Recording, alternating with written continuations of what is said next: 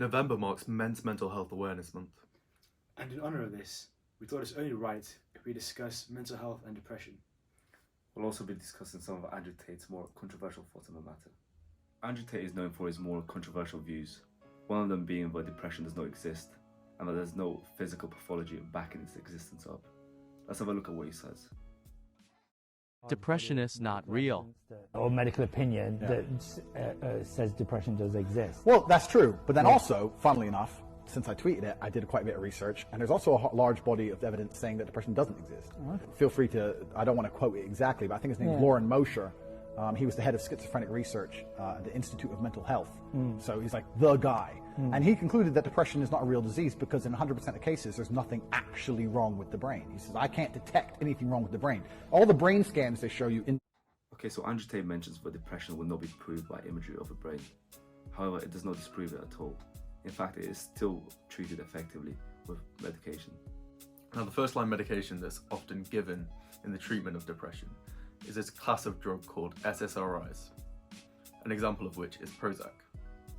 Now, SSRI stands for selective serotonin reuptake inhibitor.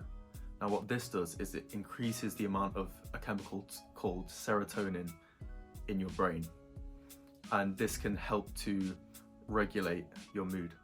Now, it should be said that there is limited evidence that depressed patients have a decreased level of serotonin in their brain, but there is certainly plenty of evidence that increasing the amount of serotonin in a depressed patient helps to stabilize their mood. A brain scan of someone having an orgasm. Those are chemicals in the brain. You can see it. That does not mean that the person's got a mental disorder. You can see the depression in their brain because they've accepted they're depressed. The brain didn't change and then make them the depressed. People got the wrong way around. So yeah, of course, everyone feels depressed temporarily.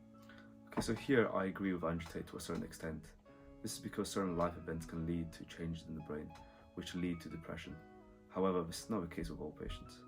But as I mentioned, some patients don't have any of these life stresses or life events and are just predisposed to being depressed due to their individual genetics.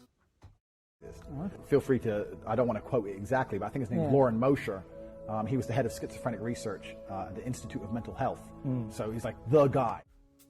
Now, I'd also like to chip in at this point of the video because he mentions Lauren Mosher, who was an American researcher. Now, here it seems like Andrew Tate is appealing to authority without much knowledge of the subject matter at hand. He was not so much focused on disproving depression as a disease as Andrew Tate tries to imply. He mostly focused on psychiatric patients and was critical of how they were receiving drugs unnecessarily in the context of the overtreatment that occurs within the American healthcare system.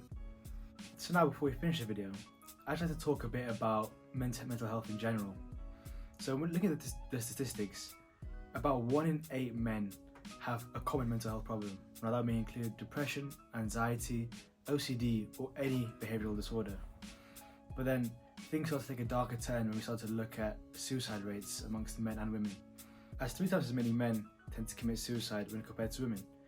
Like in 2017, the stat was that in the UK, 6,000 people committed suicide, and 75% of those people were men, so that's 4,500 men committing suicide.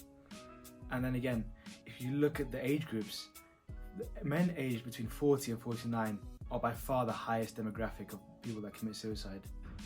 And then if you look at behaviours that men may exhibit when they are depressed, they tend to be more risk-taking, irritability, angry behaviours, which might sort of add to the stigma surrounding depression in men.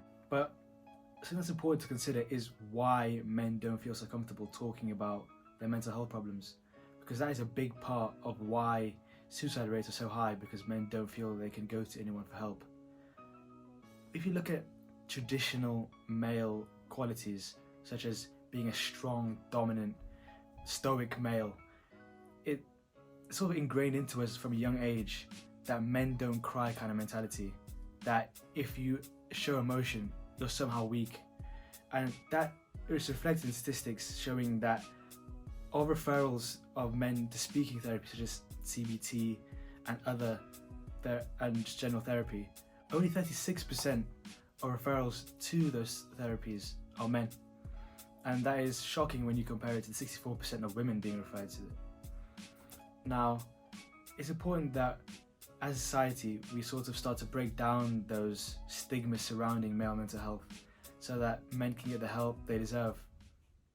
So this concludes our video in honour of Men's Mental Health Month. This has been GHU Medics. Thanks for watching.